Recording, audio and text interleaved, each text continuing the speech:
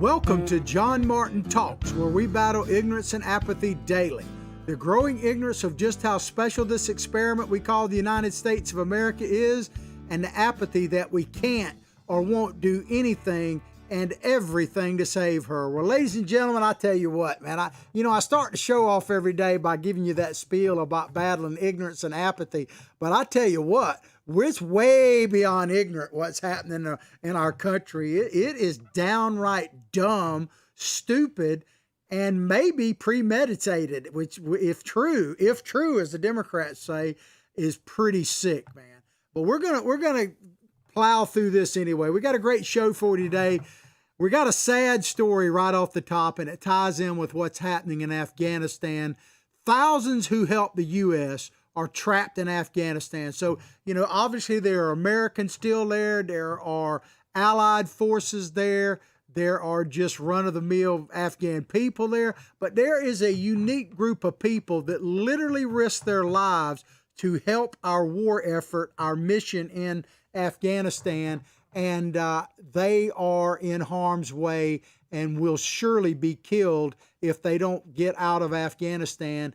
And I touched a little bit on this a couple of days ago, but it's become somewhat personal to me in that it is affecting a very good friend of mine who served his country admirably in Afghanistan. And I'll share that with you as we talk about this first story. And then I got a story that, there's just no other way to say it. It just pisses me off. It just does, man. And I'll probably be, I'm pretty cool-headed right now and cool today, but I'll probably get to sweating in here because Michael Moore, yeah, he's a hero to the left. That dude, he says there's no difference between the Taliban and January 6th insurrectionists. Basically what he's saying is Trump supporters and the Taliban are basically one and the same, just in different parts of the globe. And I can tell you, I'm sure it pisses you off to hear me say it, but we got to cover some of this. But before we go any further, we always have to talk about our sponsor. At the top of that list, our sponsors, BDU, Big Daddy Unlimited. We come to you live from the Big Daddy Unlimited studios. To look at our sponsors, our partners, look above the video, no matter when or where you are watching it, and you will see links to our sponsors. In this case, Big Daddy Unlimited, your go-to Second Amendment headquarters where you will get factory direct pricing on guns and ammunition, and we may need them more than ever, but guns and ammunition as well delivered directly to your door, if I failed to mention that, as well as over 100,000 related items like tactical gear, protective wear, even survival gear, as well as Second Amendment swag. And they are your Second Amendment headquarters because BDU, Big Daddy Unlimited, fights for your Second Amendment rights on a daily basis. So check it out.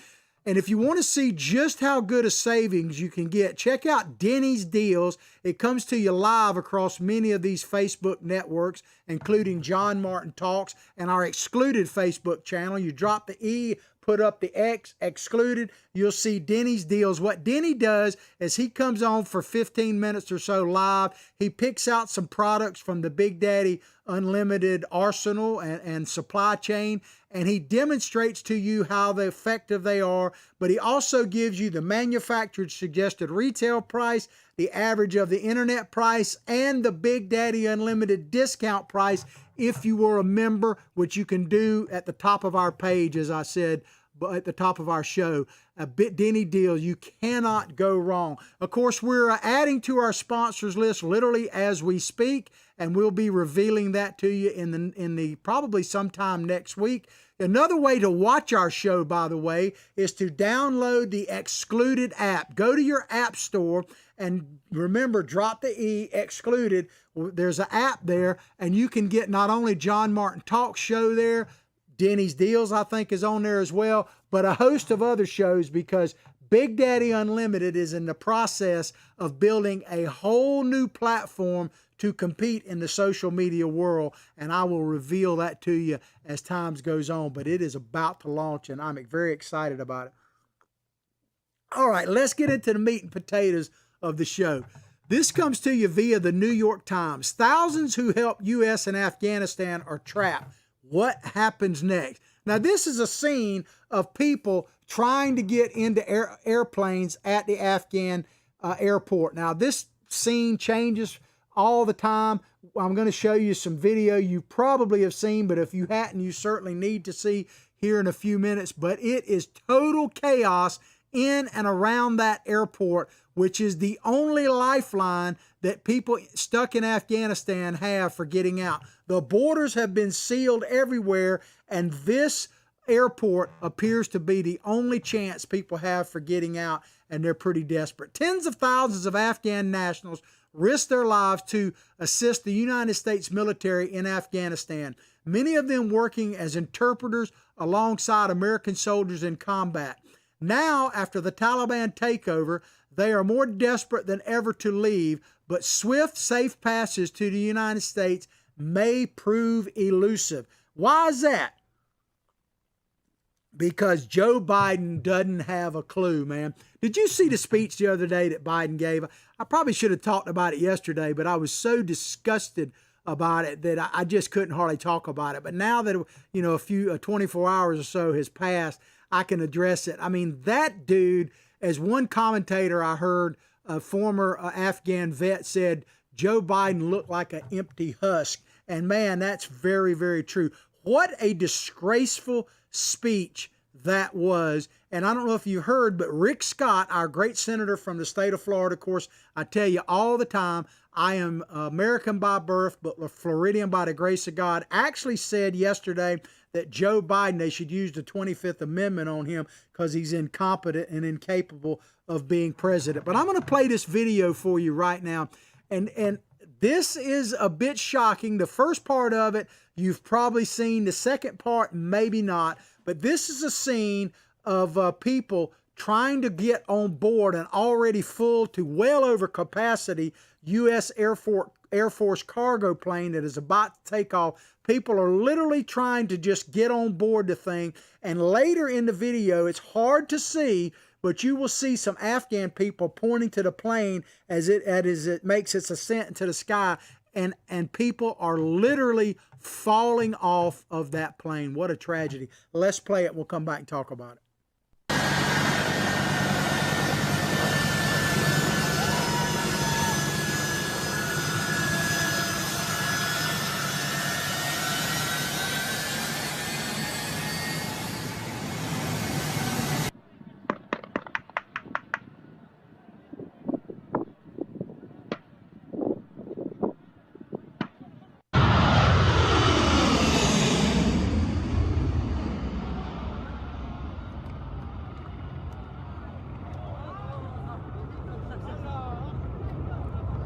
It's hard to see, but you watch the Afghan man is pointing up there in the air, and there's some other shots.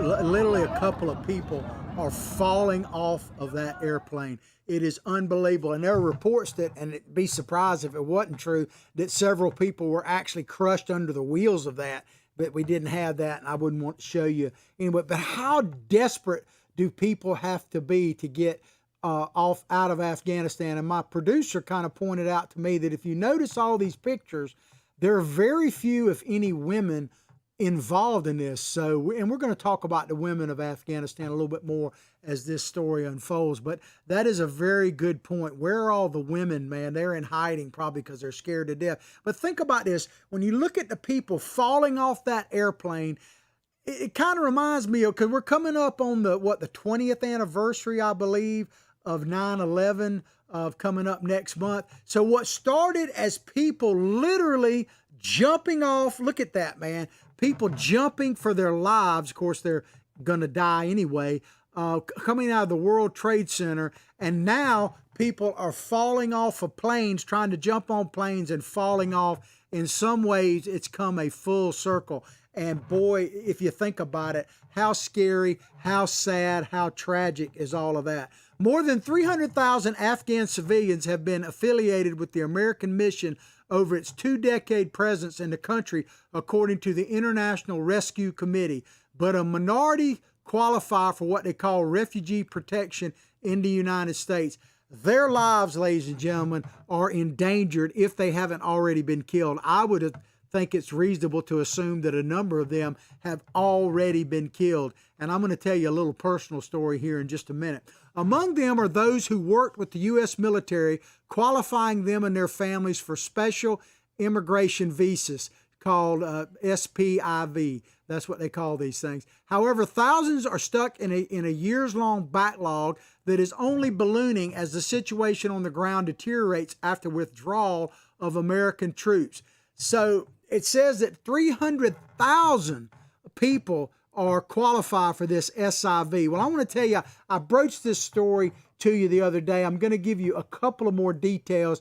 I'm still going to let the names remain anonymous to protect them, and especially the person that's in Afghanistan and his family. But I have a very, very good friend of mine I go fishing with fairly regular, and he is just the best of the best.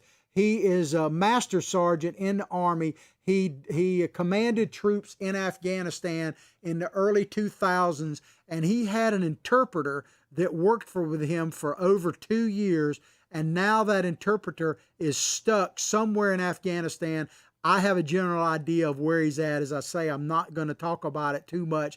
I've been asked to write some letters to Senator Rubio and to Senator Scott here in Florida on this person's behalf, which I will be doing so later today. And my friend, his name is Joe, I'll say that. He told me I could use his name totally, but I'm not. But this guy is a true American hero. He's totally retired now. I think he's still actually signed up in the reserves, but he is heartbroken. Of course, he doesn't like what's happening in Afghanistan. He doesn't like what's happening with Biden, but he is just heartbroken because he's been in contact with this person, this friend of his, because you get to, when you're in a foxhole with somebody, you get to know them pretty well, and he got to meet his family and everything else, and his whole family is basically under a death threat right now. So if you would, say a prayer for this person. As I say, I'm going to let him remain anonymous, but behind the scenes, I am going to be working to help in any capacity that I possibly can. If you have suggestions of things we could do to help this person, I'd be happy to entertain them. You can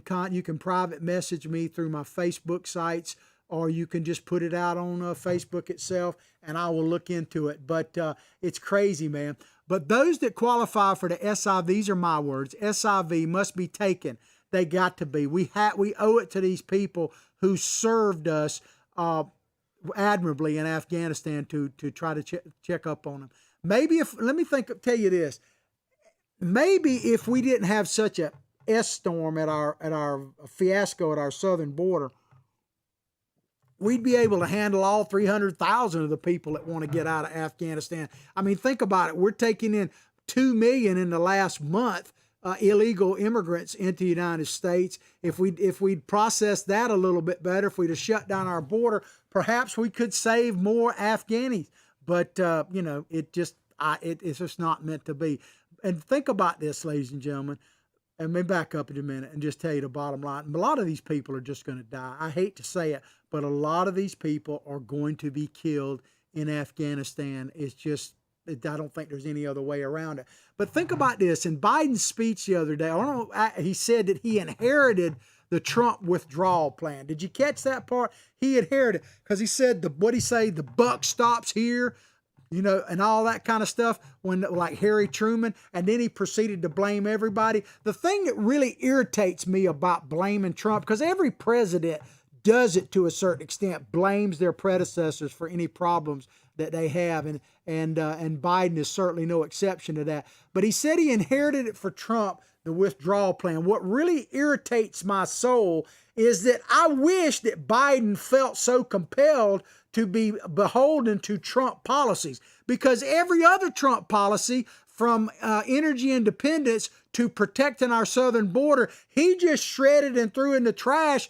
that if Trump did it, we're going to do away with it. But now that something is backfiring on him and he's looking bad, because, the media don't talk about the southern border at all, but they are, at least for the moment, talking about Afghanistan. So yeah, he's falling back saying, oh, there wasn't much I could do. I inherited that for Donald Trump. I had one of two choices. I could either go with Trump's plan, which he obviously did not, or we could go back to war with the Taliban. And, you know, it just irks me that he would say that. I hope you feel the same way.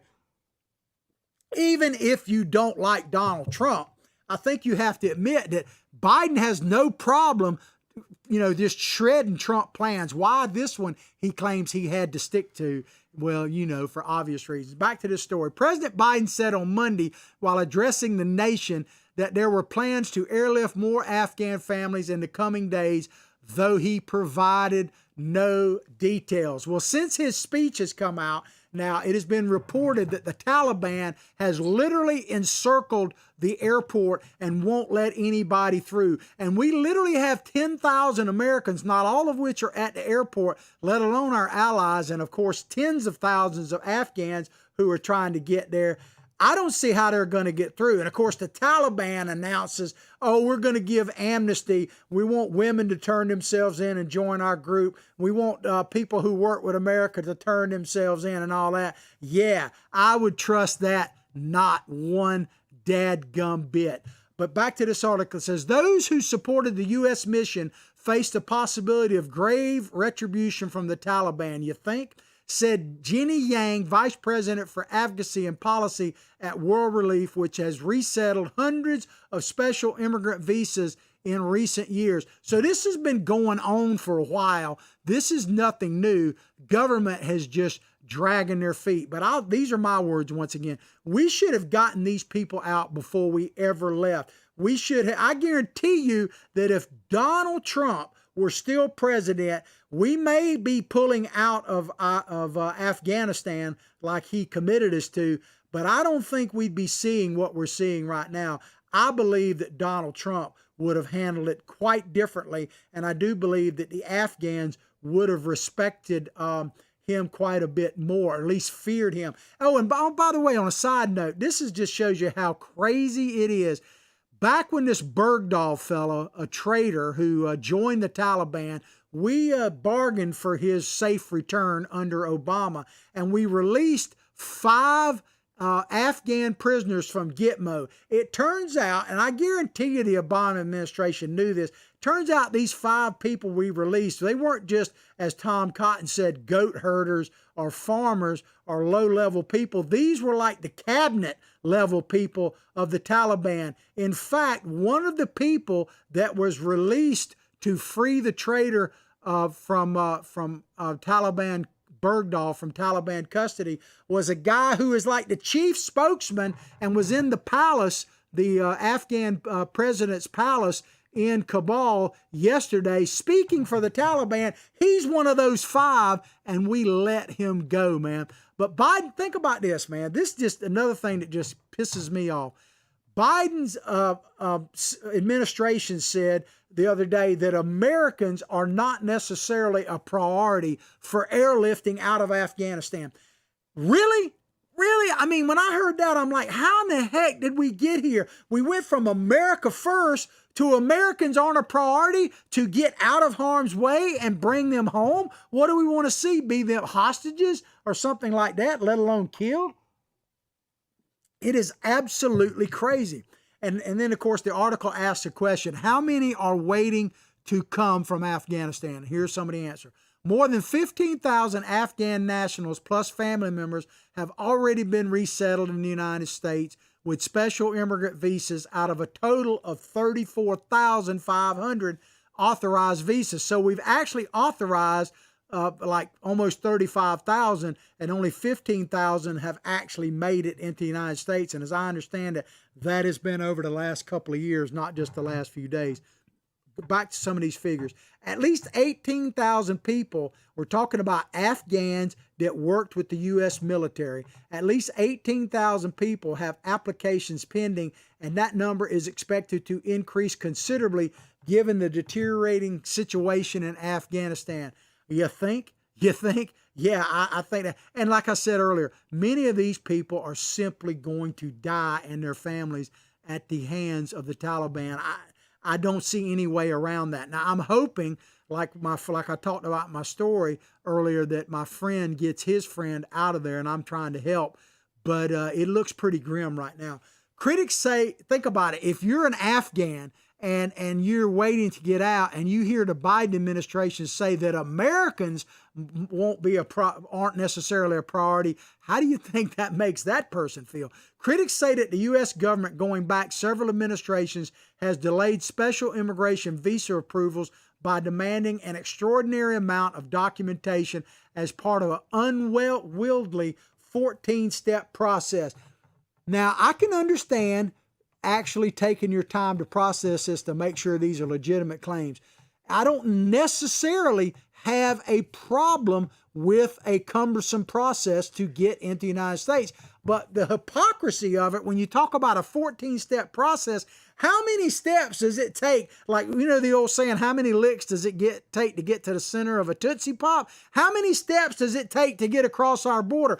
15,000 steps or 1,000 steps, I don't know, to get from like Guatemala to the Texas border. But how many steps does it take from the bureaucracy? Basically none. If you get to the border, it's, you know, we're letting you in no matter what. And think about this, ladies and gentlemen. Billy Bob told me this. If you hadn't met my psychic sidekick, he's Billy Bob Bass. He's got a Twitter handle, by the way. It's at Billy Bob Bass 1. And mine is at John Martin Talks. We are determined to stay in the public square, the social media square. So share our show, like our show, put it in your favorites, comment on our show. I'll try to get to you as soon as possible. That helps us push back against the old algorithm. But Billy Bob tells me that he made a joke about this. And, you know, we got to laugh even in the middle of all these tears. It's harder, and this is kind of funny and true, but kind of sad. It's harder right now to get a drink, to get a cocktail in New York City than it is to walk across our border. You got to show more documentation to get a bourbon in New York than you do to come across the Rio Grande in Texas right now. And Trump made a statement. I want to show you this meme. It's actually a statement that President Donald Trump made, if we can pull that up. Leave it up for just a second so people can read it, because this is what a leader looks like. This is what a leader says. And that, in my opinion, there is no doubt that Donald Trump, well, you could argue whether we should have gotten out of Afghanistan or not. That is certainly an argument that people can can have differences of opinion. I gave you mine a couple of days ago. I believe that we need to get out, and I'm glad we're getting out of Afghanistan. But the way Biden has done it is just a tragedy, a shame, a sham. It's just unbelievable. And I have to believe, in fact, I do believe that Donald Trump would have handled it very much differently, because the Taliban absolutely feared Donald Trump. You know, there's a reason why we haven't lost a soldier in like a year in Afghanistan, because they feared Donald Trump. And another thing, I want to make a quick comment before I'll keep going on this story.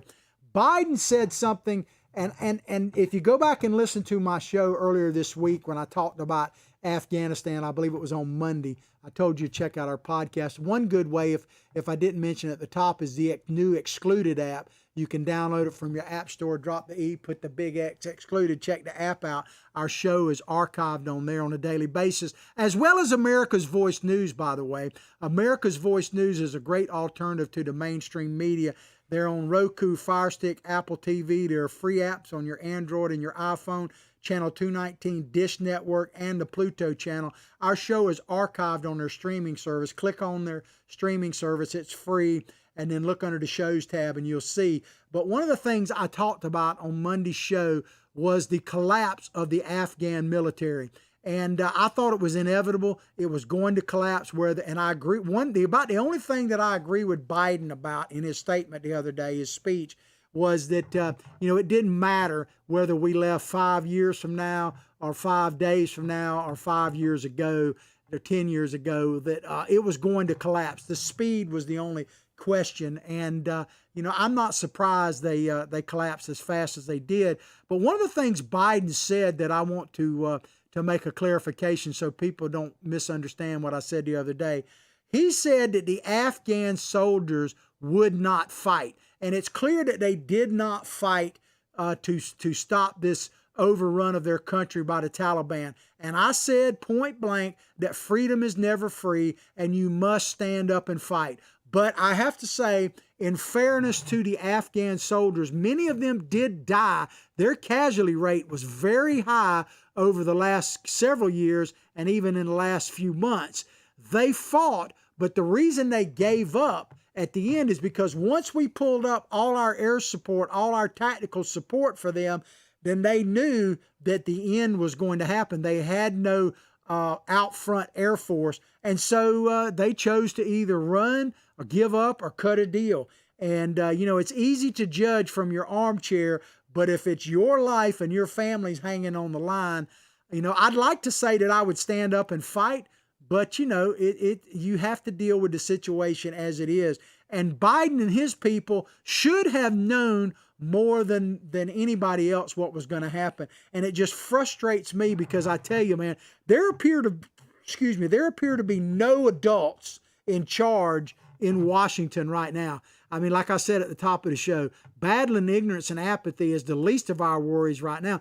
We're battling stupidity, and if they're not stupid, then they're downright evil, which might be likely because all of this is planned. But back to this story, the Afghan people, the Afghan soldiers, the Taliban, I'm trying to spit it out, they feared Donald Trump. They absolutely feared Donald Trump. The only thing they fear about Joe Biden is that he might lead to Donald Trump being reelected. I love this meme. It's one of the best ones I've seen in a while.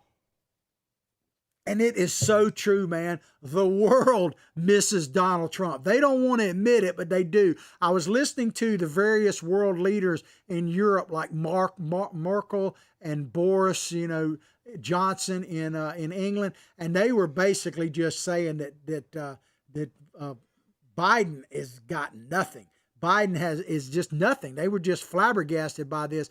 But Gates, Secretary of Defense, Bob Gates, I think is his name, that was back during a couple of different presidents he served as Secretary of Defense. Remember in his book a few years ago, and he stood by it recently in a TV interview I saw, he said that Biden had never, I repeat, never been on the right side of any foreign policy issue. And boy, those words prophetic and right now pathetic, because Biden is living down to that as we speak. All right, I want to get into this next story right now. And by the way, let me back up again. I will keep you posted about the success that we hopefully will have with my friend and his friend and their family in Afghanistan. I'm going to be working behind the scenes. I'm a small fish in a big pond, but I do influence some people. I got a lot of listeners. Maybe you can help influence people.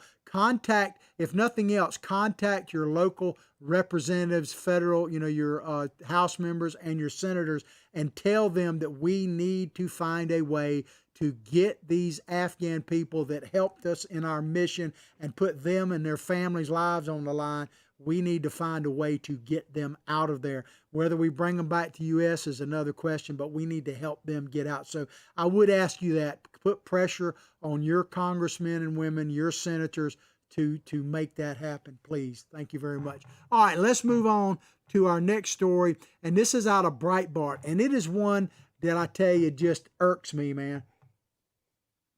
I can't stand this dude, Michael Moore, but I think you need to hear what we're up against. Michael Moore equates our Taliban Capitol rioters with Islamic Taliban terrorists, and this is Breitbart. And yeah, there he is, Bernie's little henchman.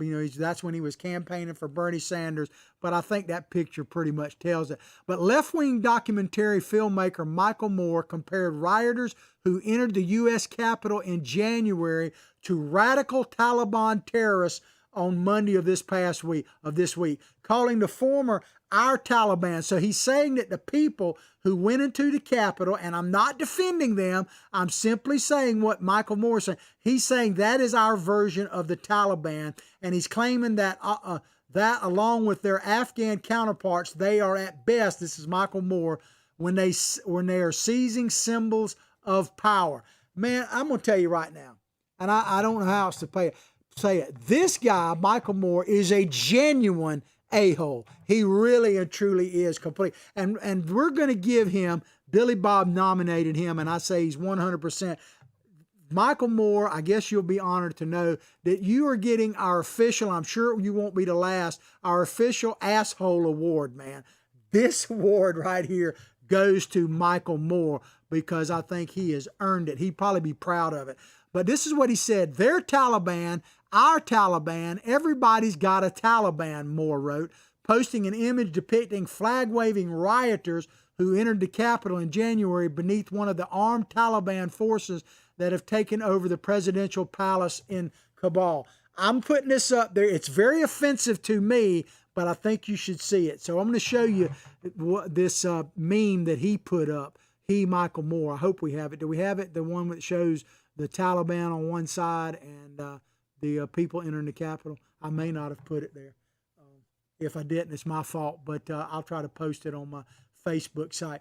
But this, ladies and gentlemen, what Michael Moore is stating, this is what passes for political discourse from the left. But they're the only ones offended. We're not supposed to be offended. You know, saying that people who entered the Capitol, whether you agree with it or not, people that were, you know, he's basically what he's talking about. Let me just tell you, he's talking about Trump supporters in general. But he's essentially saying that Americans who entered the Capitol, as far as I know, contrary to what the left and the media put out there, no police officers were killed at the Capitol. You know, I'm not saying that's a certain standard to live up to, but this idea that Americans should be compared directly to the Taliban when we know all the stuff they do is just plain hateful, evil, and certainly meant to divide us any further. But more wasn't done. He added, they're at their best when they confiscate the halls of power, talking about the Taliban and what he refers to as America's Taliban. Well, I want to play you a couple of a video here, and then I'll show you a picture. Remember when Black Lives Matter chanted this after the Breonna Taylor lack of indictments in Louisville, Kentucky? I don't know if you remember this, but listen to what they're saying because they didn't get it the way they wanted, and listen to what they are threatening to do. Check it out. We're gonna get it! Burn it down! We're gonna get it! Burn it down! Burn it down! If you don't get your way, burn it down. But the people wearing MAGA hats are like terrorists, insurrectionists, Ku Klux Klanners, white supremacists, now Taliban, for God's sakes. But people marching saying, we don't get it. If we don't get it, burn it down. Those people are heroes to the left. Michael Moore is a hero to the left. And I put the word up here, my word's double standard, because I say this all the time. It's one of my axioms. If you're new to the show, you need to listen in and learn. There is no double standard. What standard is Michael Moore held to? Look at this picture. This is an actual picture on the night after the George Floyd incident happened where that officer knelt on his neck. This is actually an aerial view of Washington, D.C. No, this is not the War of 1812. This is last summer when Washington was literally burning. They didn't get it. Burn it down. I guarantee you Michael Moore approves of that picture. So you talk about a double standard. Tell me what standard Michael Moore is held to. He can say anything he wants, and he's a hero. But, you know, they chant, burn it down, pigs in a blanket, fry them like bacon. What do we want? Dead cops. When do we want them? Now. That kind of stuff is lionized by the left. But people wearing a buffalo hat who actually did not destroy any property that I saw. There's no violence. In fact, the only video I've seen of old buffalo head guy is him talking calmly with Capitol Police. That guy is still in prison as we speak, but yet, and I guess he is considered a Taliban leader. In another tweet, Moore appeared to defend the Taliban while reiterating his earlier comparison to January rioters. Listen to this. This is what Moore wrote. He said, "We are the invaders," talking about American troops, American diplomats, American business people and whatnot, contractors. There, he said, "We are the invaders. The Taliban are not invaders. They're Afghan. It's their country." I want to play you this video that it's a tearjerker. This is a young Afghan woman as it becomes pretty aware a couple of days ago that the Taliban was going to take over Kabul. Listen to what she says on her cell phone, I guess in her car. And I got to warn you ahead of time, it's a tearjerker. This is a young Afghan woman. Check it out. ما بی اهمیت هستیم چون که تو ایران افغانستان بودیم میامدیم. من نمیتونم یک لحظه حتی اشکام نگه دارم. مجبورم هی تمیزشون کنم تا تونستم یه همچین ویدیویی رو بگیرم.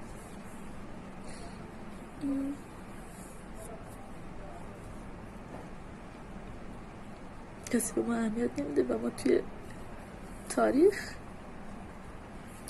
هم میمیریم.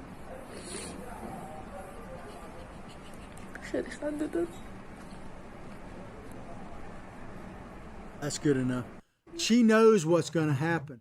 I mean, think about that. And Michael Moore is comparing Americans to what the Taliban is doing. Do you see any woman in America, unless maybe it's Ocasio-Cortez, you know, she said she feared she was going to be raped and murdered. She's claimed that Ted Cruz was out to murder her.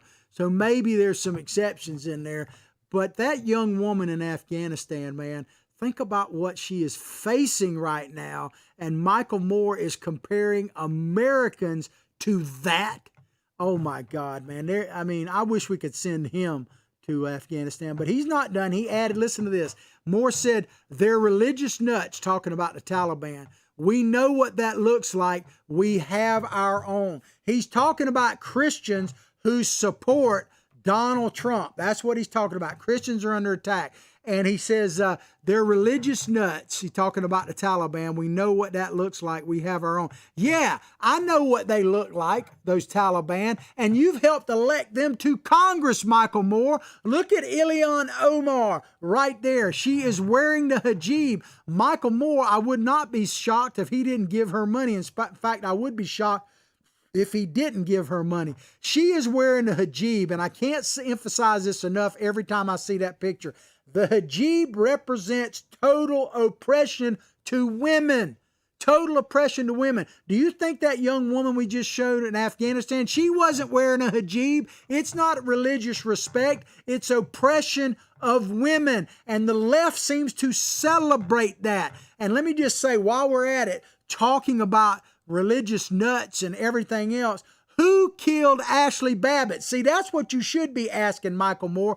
Who killed Ashley Babbitt? Who shot this unarmed vet, American patriot in the Capitol? I'm not defending her being there, but she was a threat to no one, and she was the only one actually killed, contrary to what the media says, on January 6th. I guess that is an American Taliban there. And remember that Swalwell, Congressman Swalwell, we talked about this earlier this week. Check out our podcast, all the way I was telling you, from California. He actually said he knew who shot Ashley Babbitt and that person was a hero. So look at the left's heroes. The person that killed Ashley Babbitt, shot Ashley Babbitt, the Michael Moore, the A-hole award winner, Michael Moore, he's a hero to it. Ilhan Omar, a hero to it. Rashida Tlaib, who is an anti-Semite, who on her first day at the Capitol actually obliterated Israel from the map in her office. Yes, she is a hero. I could just go on and on and on. They're heroes. They're heroes of the left, man. And Bergdahl, remember him, that traitor? He was a hero to the left, and I guess Joe Biden is as well. On Sunday, Moore seemed to, talking about Michael Moore, he's not done yet, Moore seemed to mock the U.S. over its setbacks in Afghanistan in a slew of tweets. This is what he said on one of them. America loses another war, our longest war, he wrote. We're number one. This is just disgusting. I don't know how else to put it. He is mocking the people. You know, we lost almost 3,000 people, soldiers in Afghanistan, a little bit less than that, but close to it. No telling how many thousands are permanently injured, wounded, and how many are having mental issues, mental health issues, let alone the strain to their families and everything else. And for him to mock that in any way, shape, or form is absolutely disgusting. And this guy is a hero to the left. The only reason I even bring it up, ladies and gentlemen, is because I want you to know who we are dealing with. And Michael Moore, he symbolizes a lot of it. On Tuesday, UN High Commissioner for Human Rights, Michelle Bachelet, don't know who that person is, denounced the Taliban for possible, get this is the people that Michael Moore is comparing American citizens to. This is what the UN Council says about the Taliban, that the Taliban might be tried for, right now, for war crimes and crimes against humanity, including deeply disturbing reports of summary, this is now, not when they were there last time, this is now, deeply disturbing reports of summary executions after government troops surrendered. They killed these people, beheaded them. The beating and killing of civilian women and escalating violence against children. This is who Michael Moore compares America to. It's unbelievable. Americans too. This should be no surprise. I did a story on this earlier this week, but it still infuriates me. Look at this meme. Hold it up there for a little while. This is actually from the Department of Homeland Security's website. It was shown on MSNBC, a list of people that they think should be considered suspects of domestic terrorists. Look at the bottom of that list. People who pay tribute to 9/11 and people who celebrate religious holidays. Now, do you think they're talking about Ilhan Omar and her hijab celebrating religious holidays? No, I think not. They're talking about Christian Americans celebrating holidays, and probably Jewish Americans as well, because the left is anti-Semite. They're anti-American. Why Jewish people vote in any way, shape, or form for Democrats if you care about Israel, I still don't get, but they do. It's just unbelievable. But people who actually memorialize 9/11 should be on the watch list as domestic terrorists. You heard that, George Bush II, George W. If you go and celebrate, you are a domestic terrorist. It is just asinine. It is crazy. It is absolutely ridiculous and sad. All right, I want to cover one last little story. I didn't put it in the headlines, but we got time to cover it. And this is a hero of mine, Dan Crenshaw. He's a representative from the great state of Texas. There he is. He's kind of distinguished. He's a military vet. I'm not sure if he served in Afghanistan, but I know he served in Iraq. I'm pretty sure he was probably in Afghanistan, both, or maybe either one of the two. Doesn't really matter. He certainly is a patriot, and we appreciate his service. And he's now one of the more conservative members of the U.S. House of Representatives. But this is a Breitbart story. Dan Crenshaw rips Jack Dorsey as Taliban representatives tweet freely. He says, why do they get an account? Now, Jack Dorsey, in case you don't know who he is the founder, creator, and CEO, basically, of Twitter. There he is right there. As Taliban takes over Afghanistan and uses every media outlet available to send out its message, Representative Dan Crenshaw of Texas scolded Twitter CEO Jack Dorsey for allowing its representatives, talking about the Taliban, to freely speak on the platform. After the January 6th, you should recall this, after the January 6th riot on Capitol Hill, Twitter banned former President Donald Trump, I hate saying it that way, but that's what the article says, from speaking on its platform while allowing representatives of some of the most violent, repressive regimes to have a voice, including, by the way, the Ayatollah Khomeini of Iran still has an account. And this guy, before he eats his breakfast in the morning, says, "Death to America," and obliterate Israel. And that guy has a Twitter account, but not Donald Trump, man, and not some other conservatives. But nothing better put this absurdity, according to this article, on display than on Sunday when several officials for the Taliban regime, and they're still doing it, by the way, were tweeting unopposed as Islamist warlords overtook the capital of Kabul in Afghanistan. When you think about the record of the people, the Taliban, that they actually have and have had a Twitter account, is simply ridiculous. Go back and look at what we talked about, that the UN is at this moment saying that they may be guilty of war crimes, including killing surrendering soldiers, torturing and capturing women, and it just goes on and on and on. And they're the biggest drug dealers in the world. And I say this halfway jokingly, but it's scary because it's absolutely potentially true. You know, I guess one good thing that might come out of the Taliban taking over Afghanistan is the price of heroin and opium will probably drop. You know, I mean, we're killing white folks and every kind of folk on American streets with overdoses on a daily basis. The census literally proved that, by the way. And now we have turned Afghanistan back over to the Poppy Kings, the Taliban. And so, you know, and they have a Twitter account. Are they going to be able to sell their wares over Twitter?